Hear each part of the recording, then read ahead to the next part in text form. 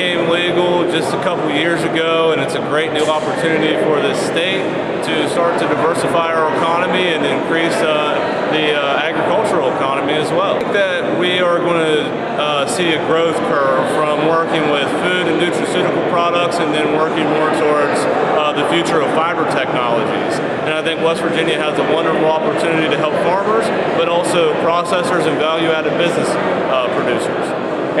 So industrial hemp is a great niche crop that we can use to help increase the profitability of existing farming operations, but it's also going to be a platform for new entrepreneurship and innovation, because we will be able to create, hemp is known to be able to create 25,000 different products.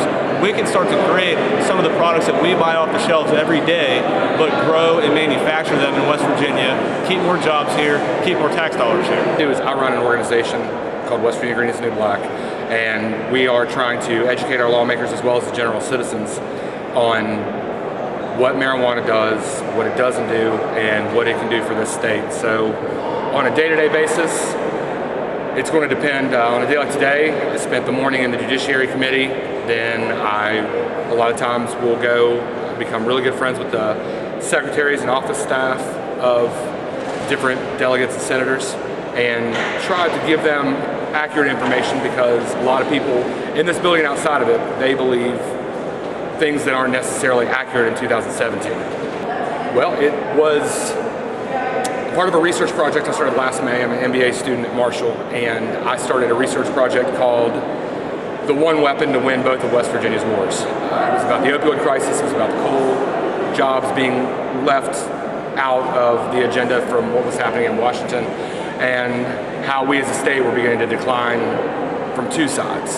And the more I looked at opiates, the more marijuana kept coming up. The more I looked at creating new industry, and again in 2017, the only new industries being created are data-based, telecommunication-based, apps, programming, things of that nature.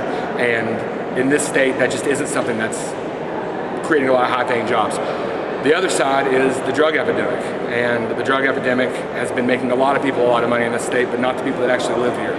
And seeing what's happened in states like Colorado, Washington, California, and others, knowing that there is a multi-billion-dollar industry out here, and that West Virginia currently is one of the largest producers of illegal marijuana, why not regulate that to better protect our citizens and to create more tax base so that we no longer have to cut all these budgets. Most of the stuff that I hear about in this building is all about saving money, and we have to create new industry to create new money. And I can't think of a better ready-made industry for the state than one that already exists in the black market, and make it much more of a traditional ignorance. I think it's ignorance, and that word sometimes has a negative connotation, and I don't mean it in a negative way, I mean it in a literal way.